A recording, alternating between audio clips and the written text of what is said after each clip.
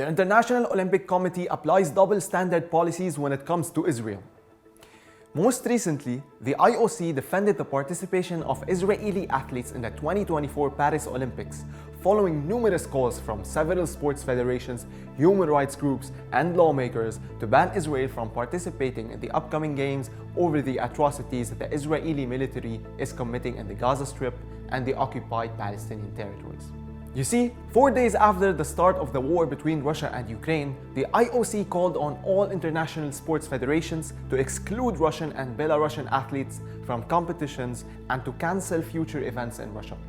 IOC President Thomas Bach said back then that Russia had violated the Olympic Charter. When it comes to Israel, paradoxically, the head of the IOC's Paris 2024 Coordination Committee affirmed that it's out of the question to think about sanctions against Israel at this stage. This comes despite the Palestinian Football Association sending a letter to the IOC demanding an urgent international probe into occupation crimes against sports and athletes in Palestine. The PFA explained that in the latest example of Israeli fascism, Israeli occupation forces turned the Yarmouk Stadium in Gaza into a detention center where it abused and interrogated Palestinian people. The association also highlighted in a report that Israeli forces have killed at least 85 Palestinian athletes since the beginning of the war, including 18 children and 37 teenagers. Experts believe that repeated Israeli crimes could be viewed as a violation of the Olympic Charter, which states that the practice of sport is a human right.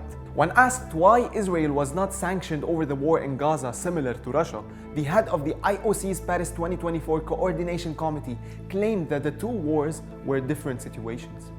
He said that Russia has undermined essential parts of the Olympic Charter, adding that this is not the case with the Palestinian Olympic Committee or the Israeli Olympic Committee. Here comes the funny part. Responding to calls of sanctioning Israel, a spokesperson for the IOC said the committee is committed to individual responsibility and athletes cannot be held responsible for the actions of their governments. However, it is noteworthy that the IOC has decided to bar athletes from Russia and Belarus who have military contracts, but insisted on Israel's participation in the Olympics, even though some participating Israeli athletes serve as active members in the Israeli occupation military, currently committing genocide against Palestinians in Gaza. To add insult to injury, and instead of punishing Israel for its crimes, IOC President Thomas Bach assured that Israeli athletes would receive special protection during the Paris Games and stressed that the Israelis must feel comfortable during the competitions, bragging about equality while millions in Gaza are being killed and starved at the hands of Israeli occupation forces. Once again, ladies and gentlemen, the prize for impunity goes to Israel.